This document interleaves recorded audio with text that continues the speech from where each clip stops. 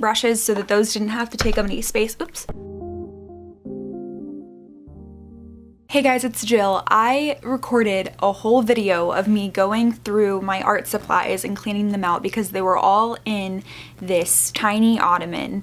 buried in such a way that if I needed to find something, there was no way in heck I was even gonna remember that I owned it, which is one of the biggest things that the KonMari Method wants you to avoid having to do, or an experience that the whole idea of the life-changing magic of tidying up wants you to avoid. I listened to that book on Libby. When did I do that? I want to say it was in November, because then when I went to my mom's house for either Thanksgiving or Christmas, I'm not sure, I don't really remember, I wanted to clean everything in the room that I left behind because I felt guilty that I had left all of this crap there, because one of the main points is to not leave things at other people's houses because then you make it their problem and you add stress to them, and I didn't want to do that. Anyway, so I filmed a whole video of me cleaning out my art supplies because in this little apartment that's thus far the biggest, other than my clothes, like pile of things, they were all crammed in this little ottoman, and we would buy things like glue sticks and pencils and wire thinking that we didn't have any when it was all just buried in the ottoman. Another part of the KonMari Method is that you're supposed to have everything laid out in such a way that you can see it all when you open whatever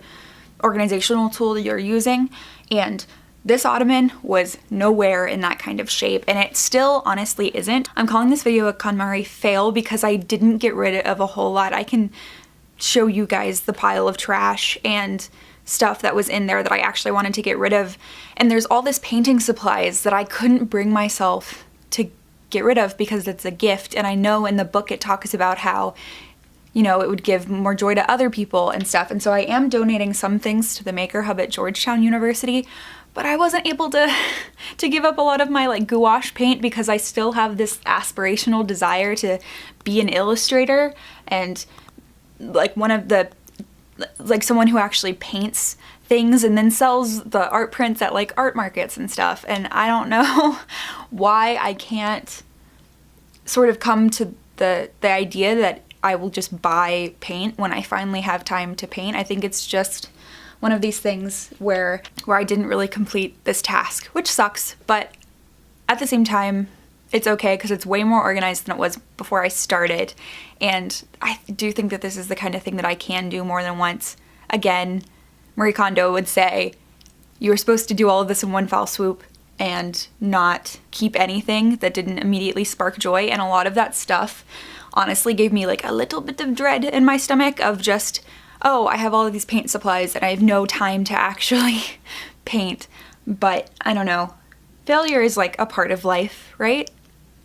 But I do want to show you guys how Tony and I ended up organizing the ottoman. He is so much better at Tetris than I am, and so I always ask him for help with organizational stuff, and he's very sweet and will help me do those things. This was the pile of just crap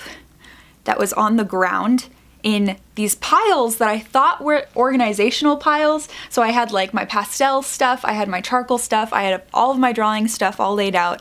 and there was so much of it, and I didn't space out the piles very well that stuff ended up like touching other things. But one of the biggest benefits of actually doing this was that we found a bunch of stuff that did not need to be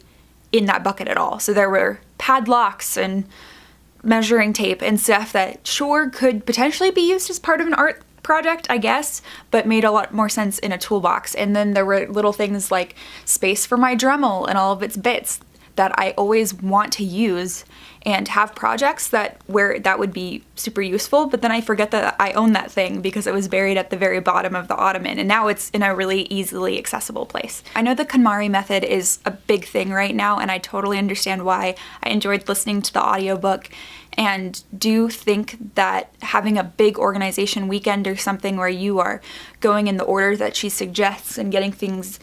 out of your house that don't need to be there is such a great idea, and I've kind of done that in bits of pieces, which means that I basically broke the KonMari Method. But this fail did help, you know, and I think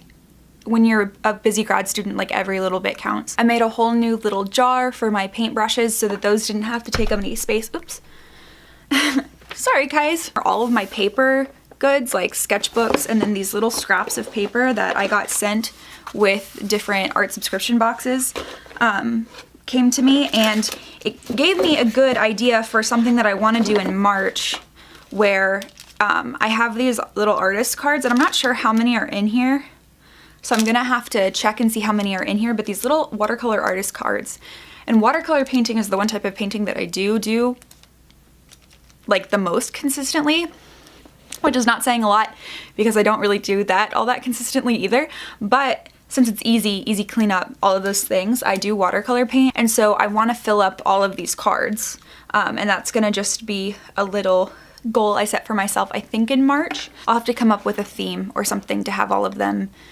be part of. That way I don't spend 30 minutes every morning just trying to figure out what I want to paint. So if you have any suggestions for that, please leave it in the comments, and then I'll make like a compilation video of all of the little paintings I made. And now the things that I want to reach easily live on my desk so that I can do that, and the tools that are a little bit bulkier, that take up a little bit more space or are a little too specific, will live in my ottoman, which is great. If any of you watching are Georgetown students, I will be hosting a car barn lab at the university at the Graduate School of Arts and Sciences today, so the day that this video goes up, so Friday from 5:30 to 7. We still have a few slots left for my crash course in Premiere Pro. It's gonna be awesome. We're gonna take